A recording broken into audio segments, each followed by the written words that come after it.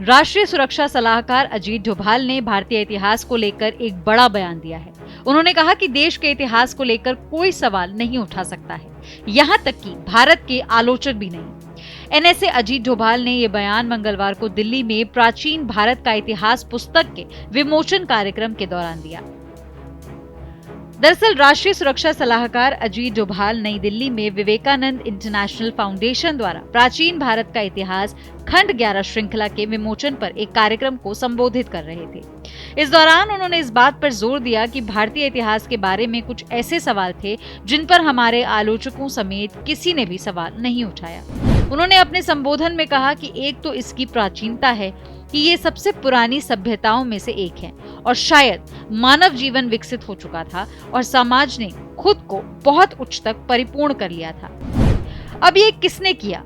क्या वे मूल लोग थे या वे बाहर से आए थे? हो सकता है कि वे इस बारे में पक्षपाती हों, लेकिन वे सभी मानते हैं कि ये प्राचीन सभ्यता है। भारतीय सभ्यता की दूसरी विशेषता का उल्लेख करते हुए डोभाल ने निरंतरता पर बल दिया। उन्होंने कहा कि दूसरा निरंतरता है, यानी अगर इसकी शुरुआत 4000 या 5000 साल पहले हुई तो ये आज तक लगातार जारी है, उसमें कोई व्यवधान नहीं है। तीसरी विशेषता इसका विशाल विस्तार था। ये कोई छोटा मोटा गांव नहीं था जो आपको किसी विकसित द्वीप या उस जैसी किसी जगह पर मिलता हो। ये ऑक्सस नदी से लेकर संभवतः दक्षिण पूर्व एशिया और अन्य स्थानों तक है जहां सभ्यता के पदचिन्ह स्पष्ट रूप से दिखाई देते हैं।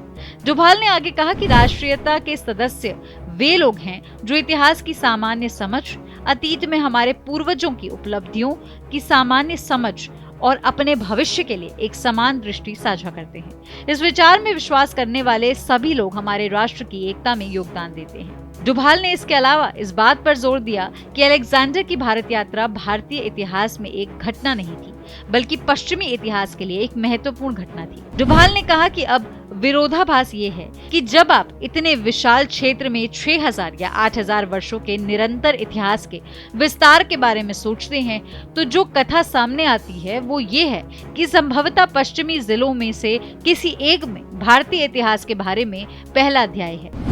शुरुआत सिकंदर से होती है कि सिकंदर पहला था जिसने भारत की खोज की और ये पूर्व पर पश्चिम की विजय थी।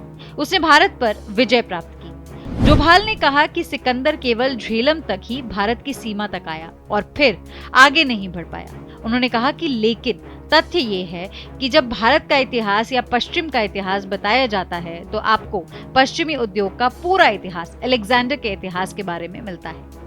एनएसए डोभाल ने बताया कि सबने इसका इतना बड़ा पहाड़ बना दिया मानो सिकंदर के साथ दुनिया का इतिहास ही बदल गया हो।